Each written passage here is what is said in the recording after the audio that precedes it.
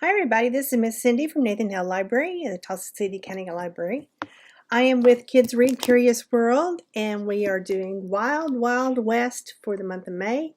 I would like to read a book to you today, and I'm just going to read the first introductory little part and then the first chapter, and it's not very long, so you'll see it's a pretty cool little book. It's called Away West by Patricia McKissick in Scraps of Time. So here we go. In G's attic. If there's any pictures, I'll show you the pictures as I go along. The Webster cousins loved G's big attic because there were so many old things in it. Their grandmother called them scraps of time. G kept files of papers and photos, stacks of books, suitcases filled with old clothes, and boxes of toys and games, things that belonged to people in their family. Nearly all of them lived a long time ago. Many had died before Maddie Ray or her older cousins, Aggie and Trey, were born. They were putting some of the scraps into a scrapbook to take to the next Turner family reunion. The last time we were here, Trey said to G, you promised to tell us about this. He had a box in his lap and was holding up an Army medal. Whose was it? Aggie asked. It belonged to my great-grandfather Franklin Turner. He was a Civil War hero. He gave the medal to his son, my grandfather, Everett Turner. Everett's story begins in St. Louis, Missouri, said G. He had just run away from home. It was January of 1879. He was only 13 years old, but he was determined to make it out west. Was he scared? Maddie Ray looked worried. She hugged her stuffed rabbit, Alonzo. He should have been plenty scared, but he was too excited, said G. And there's a story of the Turner family. There's the one with the little bunny.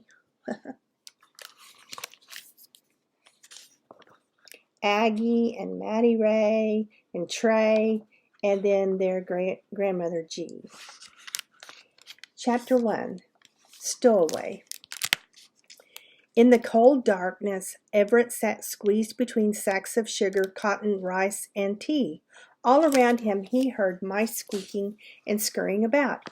He forced himself not to move or cry out. That old saying about being as quiet as a mouse was dead wrong. He laughed to himself. Mice were really noisy.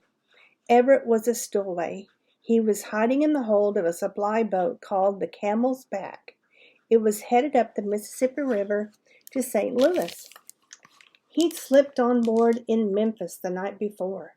Everett's legs ached. He wanted to stand up and stretch, but he couldn't. He might be discovered.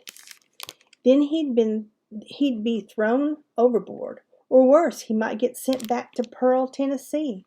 And no matter what, he wasn't going home. His future lay in the West.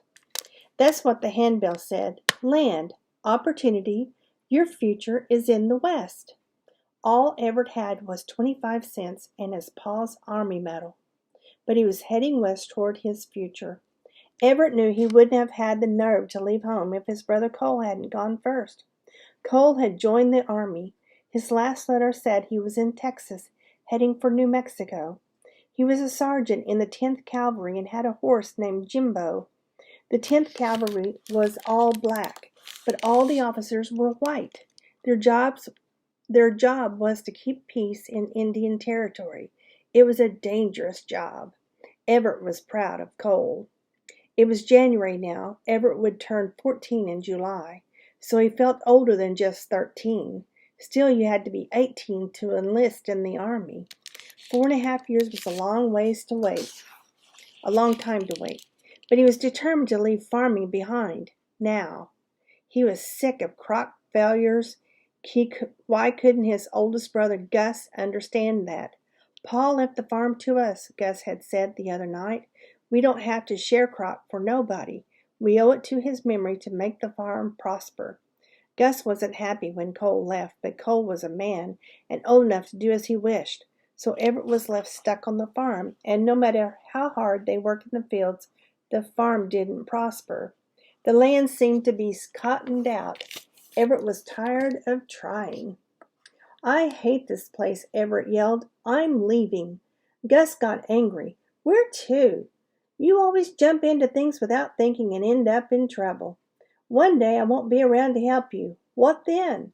Everett decided it was time to find out. The next day he ran away, made it to Memphis, and hid in the cargo hold of the Camel's Back. Now in a few hours he would be in St. Louis, Missouri, and from there he'd be on his way out west. He clasped the pouch in his pocket. In it was Pa's medal from fighting in the war, the Civil War. "You're the only one of my boys born in freedom, and you got the most schooling. It's why I fought in that terrible war.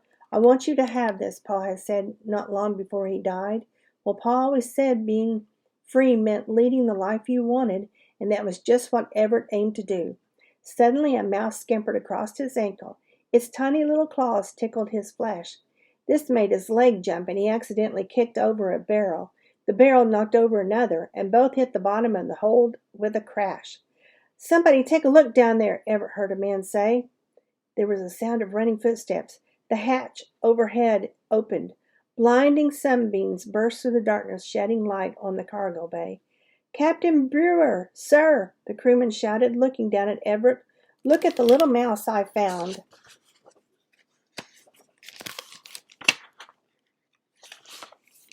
And that's the end of chapter 2. And there they are looking at Everett in the hold. See, that's where the cargo is. Anyway, if you'd like to know more about this book, you might want to check it out. It's called Way West by Patricia C. McKissick. And Nathan Hale has it, but I'm sure there's more in the library, so check it out. I'll see you next time for Kids Read Curious World. Bye.